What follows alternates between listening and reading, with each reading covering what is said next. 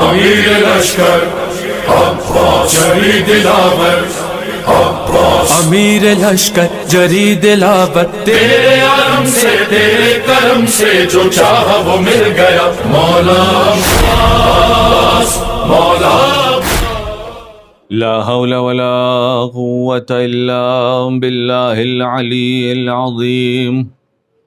اعوذ باللہ من الشیطان اللعین الرجیم، بسم اللہ الرحمن الرحیم۔ الحمد للہ رب العالمین، والصلاة والسلام علی اشرف الانبیاء والمرسلین، وعلى اہل بیتہ الطیبین الطاہرین المنتجبین المنتخبین المظلومین المعصومین، ولعنۃ اللہ علی اعدائہم اجمعین من یوم عداوتہم الی قیام یوم الدین۔ اما بعد، فقد قال اللہ الحکیم فی کتابہ الکریم، وقولہ الحق وہو اصدق القائلین۔ بسم اللہ الرحمن الرحیم۔ قد افلح المؤمنون الذین هم فی صلاتہم خاشعون۔ صلوات پڑھتے پر محمد و آل محمد، صلی علی محمد و آل محمد۔ پروردگار عالم اپنی پاک و پاکیزہ و منزہ کتاب میں یہ ارشاد فرما رہا ہے، قد افلح المؤمنون، یقیناً مومنون وہ لوگ ہیں جو کامیاب ہیں، جنہیں فلاح حاصل ہوئی ہے۔ الذین هم فی صلاتہم خاشعون، اور یہ وہ لوگ ہیں کہ جب نماز کے لیے کھڑے ہوتے ہیں تو اپنی نماز میں خضوع اور خشوع کے ساتھ نمازوں کو ادا کرتے ہیں۔ عزیزان ناظرین، آج کی شب عالم اسلام کے لیے ایک دردناک شب ہے، نہ فقط عالم اسلام کے لیے بلکہ تمام اہل بیت نبوت کے لیے یہ ایک دردناک شب ہے۔ یقیناً یہ وہ شب ہے کہ جس کے بعد جو کوفے کے یتیم بچے تھے ایک بار پھر یتیم ہو گئے۔ یہ وہ شب ہے کہ جو کوفے میں بے سہارا اور بیوہ خواتین تھیں وہ ایک بار پھر بے سہارا ہو گئیں۔ یہ وہ شب ہے کہ جب مسکینوں کو پوچھنے والا اس دنیا سے چلا گیا۔ یہ وہ شب ہے کہ جو ضرورت مندوں کی ضرورتوں کو پورا کرنے والا اس دنیا سے چلا گیا۔ یہ وہ شب ہے کہ جہاں پر فقیروں کو پوچھنے والا اس دنیا سے چلا گیا۔ پروردگار عالم اپنی ان آیات کے ذیل میں ہم تک کچھ پیغام پہنچانا چاہ رہا ہے، اور وہ پیغام کچھ یوں ہے کہ قد افلح المؤمنون، کہ یقیناً مومنون وہ ہیں جنہیں کامیابی حاصل ہوئی ہے، مومنین وہ ہیں جو کامیاب ہیں۔ اسی سورہ کے ذیل میں اپنی چند معروضات کو آپ کے سامنے پیش کرنا ہے، مختصر وقت میں انشاءاللہ اپنی اس گفتگو کو آپ کے سامنے ختم کرنا ہے۔ پروردگار عالم نے جب اس کائنات کو بنایا اور کائنات کو بنانے کے بعد ایک مکمل نظام اسلام کی شکل میں پیش کیا، اور اس نظام پر پوری طریقے سے عمل کرنے والے کو ایمان کے تمغے سے نوازا اور اسے لقب مومن عطا کیا۔ اگر ہم دنیا کے دوسرے ادیان، دوسرے مذاہب، دوسرے فکروں کو دیکھیں تو ہم یہ پائیں گے کہ کچھ مذہب ایسے ہیں جو انسان کو رہبانیت کی طرف لے جاتے ہیں، دنیا سے کنارہ کشی کرنے کی تعلیم دیتے ہیں۔ کچھ ایسے ہیں جو اس بات کی دعوت دیتے ہیں کہ مر جانے کے بعد کچھ نہیں ہے، مر جانے کے بعد دنیا ختم ہو جانے والی ہے، جو کچھ ہے اسی دنیا میں ہے۔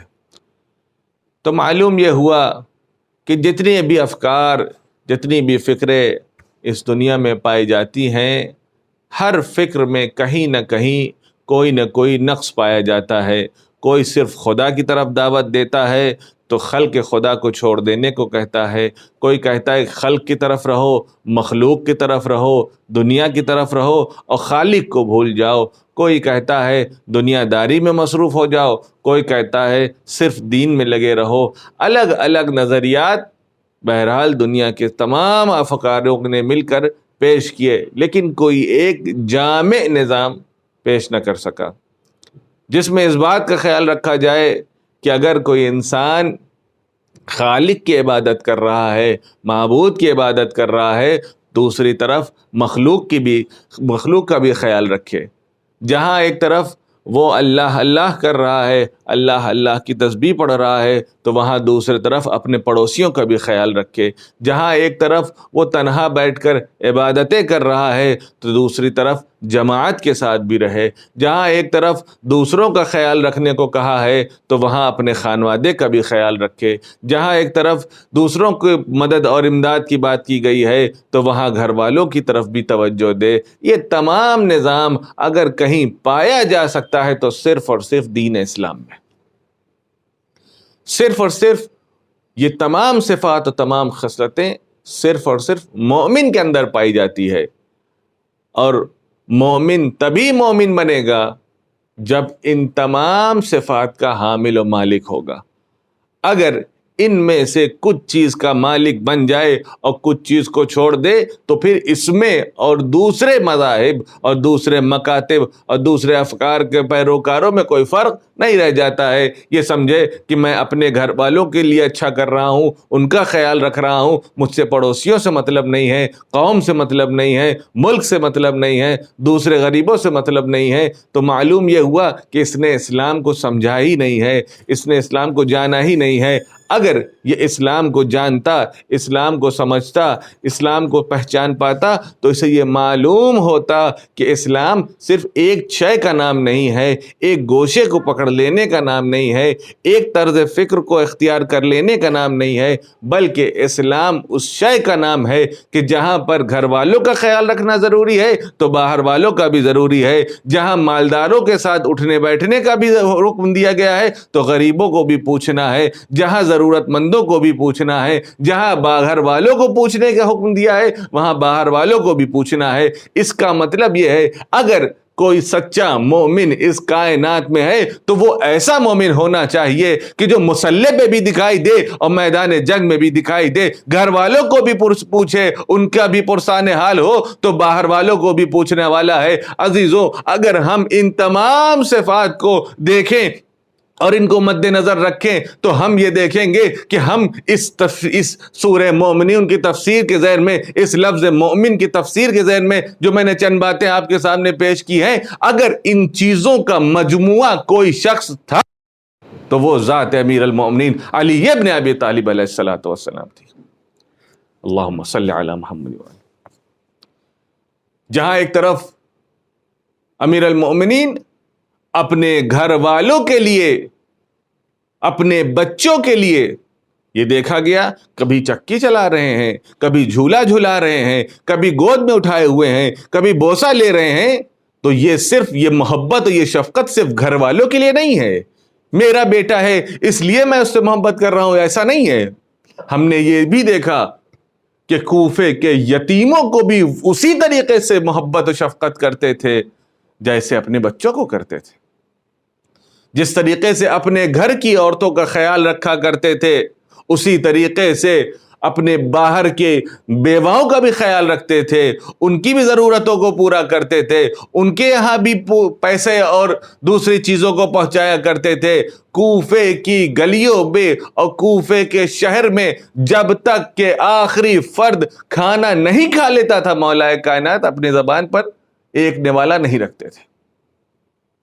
اور یہ بات صرف ہم اور آپ مومنین کے کہنے کے لیے نہیں ہے کہ ہم یہ سمجھیں کہ ہم عقیدت مند ہیں، مولا کے محب اور ان کے چاہنے والے ہیں تو عقیدے کے جوش میں ولولے میں آ کے یہ باتیں کہہ رہے ہیں، نہیں۔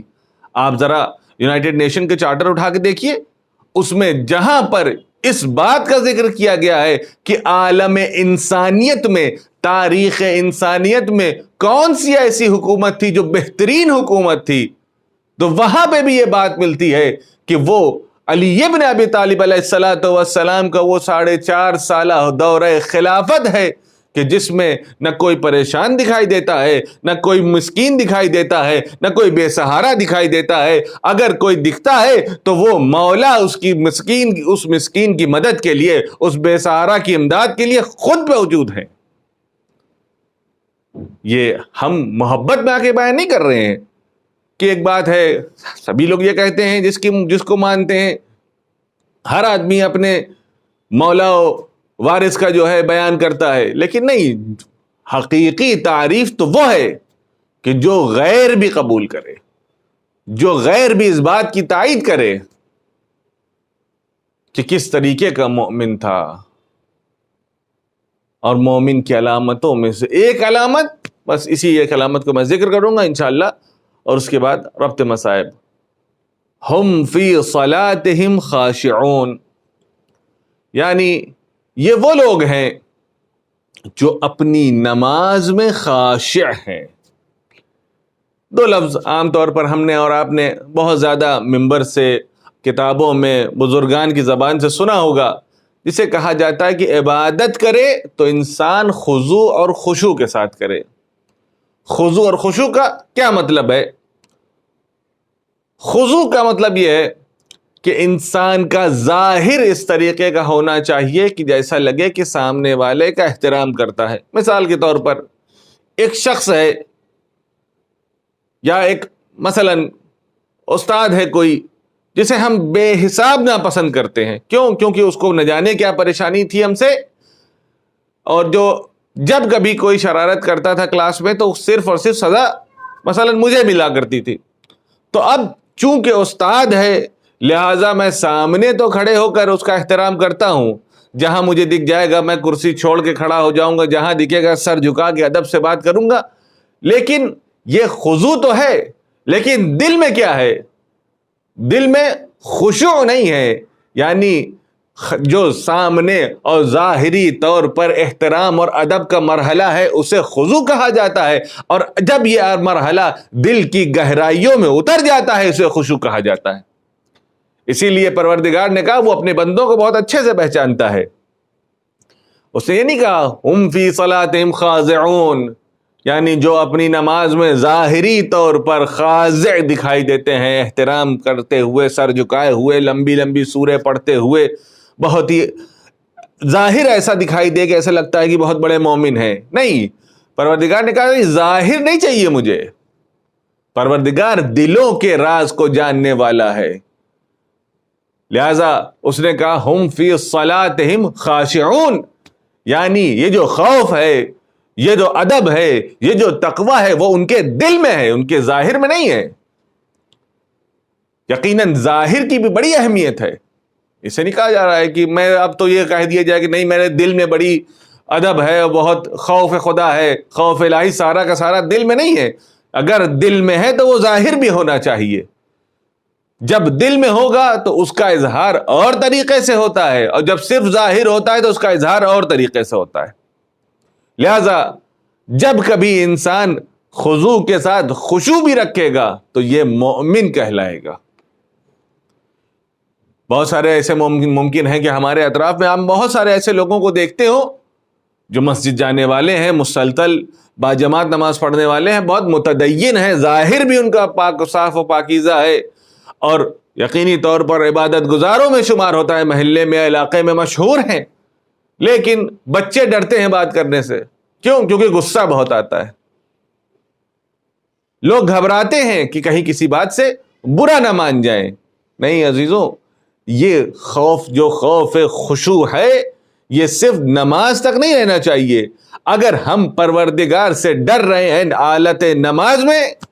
حالت نماز میں جو یہ خوف ہمارے دل میں ہے، اس کا اظہار تب ہوگا جب باہر نکلیں تو دوسرے ہم سے نہ ڈریں، ہمارے غصے سے نہ ڈریں، ہمارے حرکات و سکنات اور ہماری زبانوں سے نہ ڈریں، ایسے ہوں کہ جب ہم باہر نکلیں تو لوگ ہم سے راغب ہوں، لوگ ہماری طرف ملنے کے لیے بڑھیں۔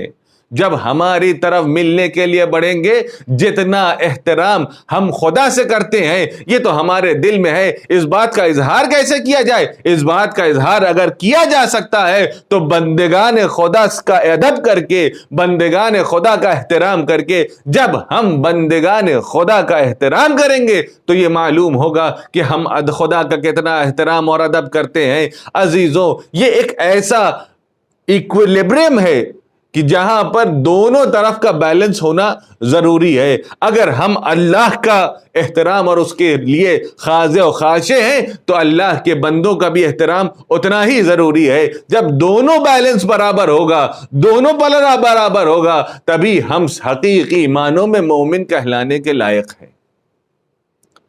ورنہ صرف زبانی طور پہ تو ہم ممکن ہے کہ مومن کہلائے جائیں، لیکن در واقع اور حقیقتاً ہم مومن کہلانے کے لائق نہیں ہیں۔ ہمیں اگر مومن کہلایا جانا ہے تو پھر ہم پورا پیکج جسے کہا جائے کہ جو پروردگار نے کہا ہے اس پر پوری طریقے سے جب عمل کریں گے تو مومن کہلائیں گے۔ یہ نہیں کہ ہم کو روزہ اچھا لگتا ہے لیکن نماز میں بڑی پریشانی ہے تو ایسا کرتے ہیں روزہ رکھ لیتے ہیں، نماز کو چھوڑ دیتے ہیں۔ نہیں، جس طریقے سے میں نے ابھی ابتدا میں آپ کے سامنے عرض کیا کہ دوسرے مسلک اور دوسرے مذاہب اور دوسرے ادیان کے لوگ، ان کا دین میں نقص کیوں ہے؟ کیونکہ ایک گوشے کو پکڑا ہوا ہے اور دوسرے گوشے کو چھوڑ دیا ہے۔ میں آج کی شب میں چاہوں گا کہ اگر فرصت ہو تو سورہ مومنون کی ابتدائی 10-12 آیتیں آپ اس کو پڑھیے اور تھوڑی دیر اس میں تدبر کیجیے، تھوڑی دیر سوچیے۔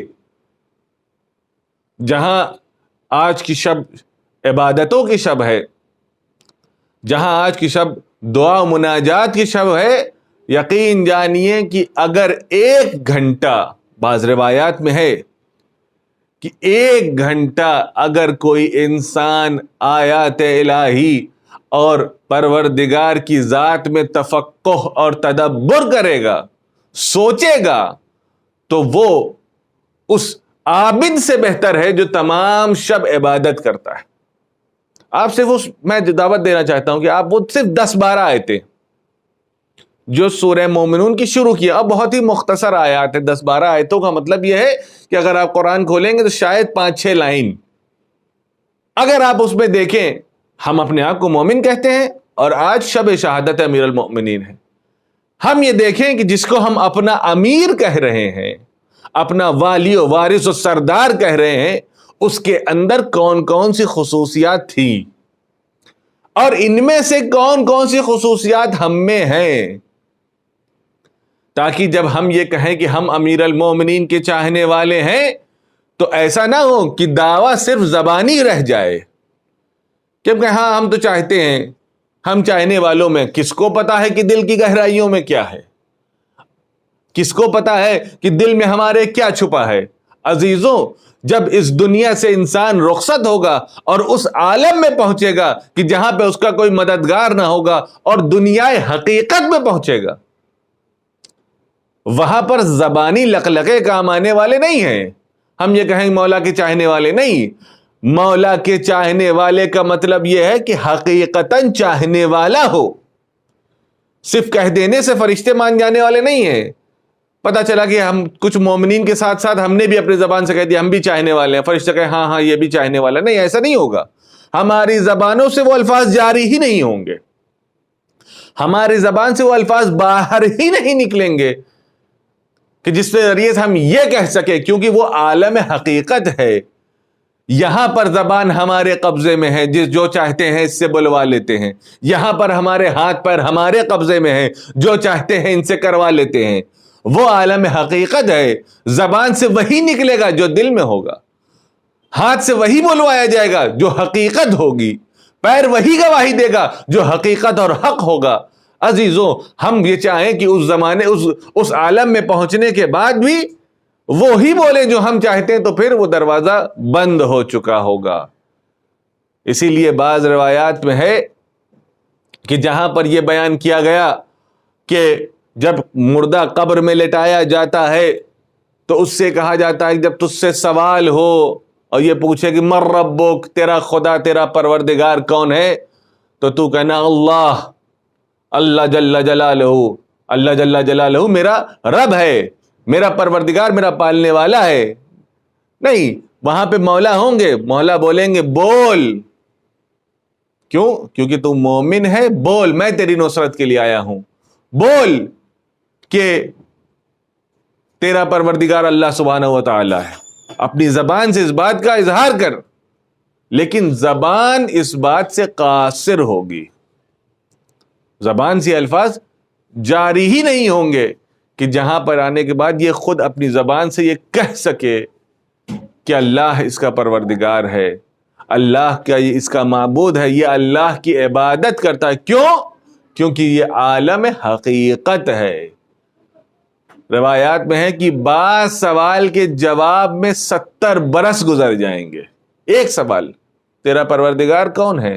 مولا کہہ رہے ہوں گے بول اللہ جل جلالہ، لیکن اس مومن کی زبان سے یہ آواز نکل نہ پا رہی ہوگی۔ کیوں؟ کیونکہ اس نے پروردگار زبانی طور پہ تو یہ کہا تھا کہ بار الہ تو میرا رب ہے، بار الہ تو میرا پالنے والا ہے، تو میرا والی و وارث و خالق و مالک ہے، لیکن حقیقت میں کہیں مال کو اپنا مالک سمجھا، کہیں شہرت کو اپنا مالک سمجھا، کہیں سٹیٹس کو اپنا مالک سمجھا، کہیں دوسروں کی واہ واہ کو اپنا مالک و حقیقت سمجھا۔ تو جب عالم حقیقت میں انسان پہنچے گا تو پھر زبانی باتیں کام آنے والی نہیں ہیں، زبان وہ بولے گی جو ہمارے دل میں ہوگا۔ ہم فی صلاتہم خاشعون، یعنی یہ خضوع اور خشوع ہمارے دلوں میں اترنا چاہیے۔ جب تک یہ ہمارے دلوں میں نہ اترے گا، ہمارا ایمان ناقص ہے، ہماری عبادتیں ناقص ہیں، ہم ناقص مومن ہیں۔ بار الہ اس شب کے صدقے میں تجھ سے دعا کرتے ہیں کہ ہمارے ایمان کو ایمان کامل بنا دے، ہمیں توفیق دے کہ ہم اس شب کے صدقے میں، امیر المؤمنین کے صدقے میں، ہم گدائے کوئے اہل بیت علیہ الصلوۃ والسلام ہیں، ہمیں بھیک میں وہ ایمان عطا فرما دے اس شب میں۔ بار الہ آج کے شب مقدر لکھنے کی شب ہے، ہمارے تقدیر میں ایمان لکھ دے۔ جب ایمان مل جائے گا تو پھر ہم کامیاب بھی ہوں گے۔ قد افلح المؤمنون، کیونکہ کامیابی صرف اور صرف مومنون کے لیے ہے، صرف اور صرف مومن کے لیے ہے۔ آج کی شب شب شہادت ہے۔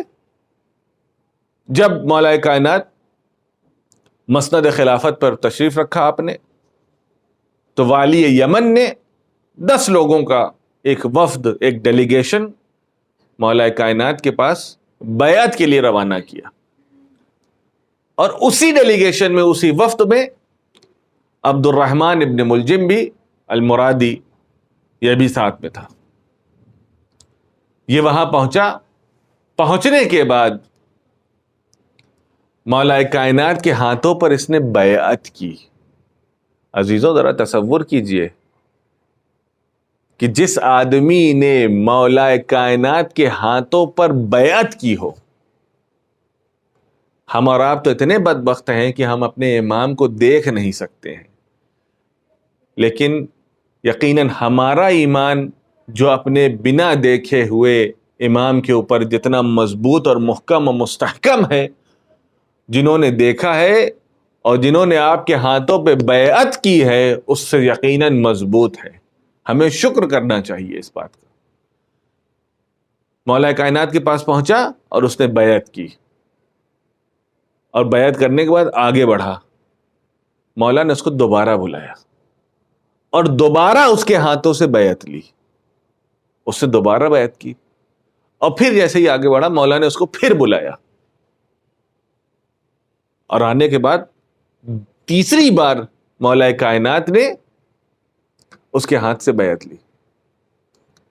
فوراً سمجھ گیا، کہنے لگا یا امیر المومنین، آپ نے سب سے ایک بار بیعت لی، لیکن مجھ سے 3 بار بیعت کا مطالبہ کیا، کیوں؟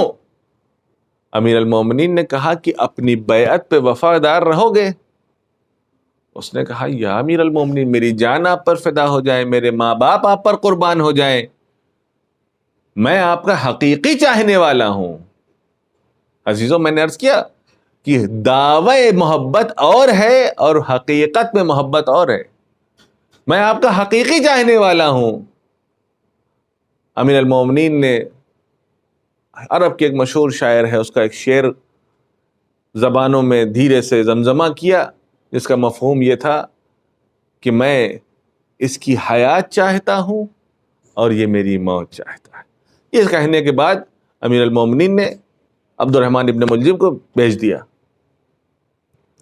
اور یہ عبد الرحمن ابن ملجم جنگ جمل میں مولا کائنات کے ساتھ رہا، جنگ صفین میں مولا کائنات کے ساتھ رہا، جنگ صفین کے بعد یہ خوارج میں شامل ہوا ہے۔ یعنی کب انسان راستے سے بھٹک جائے معلوم نہیں ہے۔ انسان کو چاہیے کہ ہر لمحہ عاقبت بخیری کی دعا کرے۔ کس لمحے وہ اپنی آخرت کو خراب کر لے گا معلوم نہیں ہے۔ جہاں ایک طرف ہم نے حور جیسوں کو دیکھا کہ جنہوں نے آخری لمحے میں اپنی عاقبت کو سنوار لیا، وہاں ایسوں کو بھی دیکھا کہ جنہوں نے اپنی عاقبت کو بگاڑ لیا۔ شب 19 مولا کائنات کا یہ طریقہ رہا کہ ماہ رمضان میں اپنی شبوں کو اپنے بچوں کے درمیان میں تقسیم کر دیا۔ کبھی کسی بیٹے کے گھر میں افطار فرماتے تھے، کبھی کسی بیٹی کے گھر پر افطار فرماتے تھے، کبھی امام حسین کے ہاں تو کبھی جناب زینب کے ہاں، اور آخری شب 19 آپ جناب ام کلثوم کے گھر پہ تھے۔ جناب ام کلثوم باپ کی چہیتی بیٹی ہیں، باپ سے بے پناہ محبت کرتی ہیں۔ آپ نے دسترخوان پہ لا کے 2 غذاؤں کو رکھ دیا، ایک کاسہ شیر اور ایک نمک اور روٹی۔ امیر المومنین دسترخوان پہ تشریف رکھا اور رکھتے ہی اپنی بیٹی کو خطاب کیا، اے بیٹا، کیا تم نے کبھی دیکھا ہے کہ تمہارے بابا نے ایک وقت میں 2 غذائیں کھائی ہوں؟ ایک غذا لے جاؤ۔ امیر المومنین نے کاسہ شیر کو واپس لوٹا دیا، آپ نے روٹی اور نمک سے افطار فرمایا۔ جیسے جیسے رات ہوتی جا رہی ہے، آپ اپنی رات کو عبادتوں میں صرف کرتے جا رہے ہیں، عبادتوں میں، مناجات میں، دعاؤں میں رات بتا رہے ہیں۔ کبھی حجرے سے باہر آ جاتے ہیں، آسمان کی جانب دیکھتے ہیں، کبھی حجرے میں واپس چلے جاتے ہیں، پھر کچھ عرصے کے بعد واپس آ جاتے ہیں، پھر واپس چلے جاتے ہیں۔ اس بے چینی کو بیٹی نے جانچ لیا۔ بیٹی آئی، آنے کے بعد کہا، بابا جان یہ بے چینی کیسی ہے؟ کبھی میں دیکھتی ہوں آپ حجرے سے باہر آتے ہیں، کبھی حجرے میں واپس چلے جاتے ہیں، کبھی باہر آتے ہیں آسمان کی جانب دیکھتے ہیں، واپس چلے جاتے ہیں۔ کہا کہ بیٹی آج ملاقات کا وقت ہے، آج یہ شب ملاقات کی شب ہے۔ عزیزوں یہ وہ شب تھی کہ جس کے بعد اس گھر میں کبھی کوئی گریہ نہیں کر سکا، کبھی اس گھر میں کوئی خاموش نہ رہ سکا۔ آج کی شب کے بعد صرف گریہ ازاری رہی۔ امیر المومنین جیسے ہی فجر کے نزدیک پہنچے، اپنے گھر سے اب باہر نکلنا چاہتے ہیں تو مرغابیوں نے آپ کے دامن کو تھام لیا۔ امیر المومنین فوراً انہوں نے اپنے دامن کو چھڑایا، ام کلثوم کو خطاب کیا، بیٹی دیکھو اگر ان کے دانے پانی کا انتظام نہ کر پانا تو انہیں راہ خدا میں آزاد کر دینا، یہ اپنے دانے پانی کا انتظام خود کر لیں گے۔ امیر المومنین اب دروازے سے باہر نکلے، حسنین ساتھ ساتھ چلے۔ مولا نے روکا کہ آج مصلحت یہ ہے کہ آپ گھروں میں رکے، میں اکیلے جاؤں گا۔ امیر المومنین مسجد میں پہنچنے کے بعد آپ نے سب کو بیدار کرنا شروع کیا۔ بیدار کرنے کے بعد اب گلدستہ اذان پر گئے، جا کر آواز دی اللہ اکبر اللہ اکبر۔ اس اذان کو کوفے والوں نے سنا۔ سننے کے بعد اب مومنین مسجد کی طرف آنا شروع ہوئے۔ امیر المومنین نماز تہجد میں مصروف ہوئے کہ ایک مرتبہ شقی آگے بڑھا، آپ کے سر پر ضربت ماری، آپ سجدے میں لہو لہان ہو گئے۔ آواز گونجی الا قد قتل ابن ام المصطفیٰ۔ اتنا سننا تھا کہ امام حسن اور امام حسین اپنے گھر سے باہر نکلے، مسجد کے پاس پہنچے، دیکھا کہ زخمی حالت میں باپ ہے۔ باپ کے سر کو زانو پر رکھا اور گاشک بہانا شروع کیا۔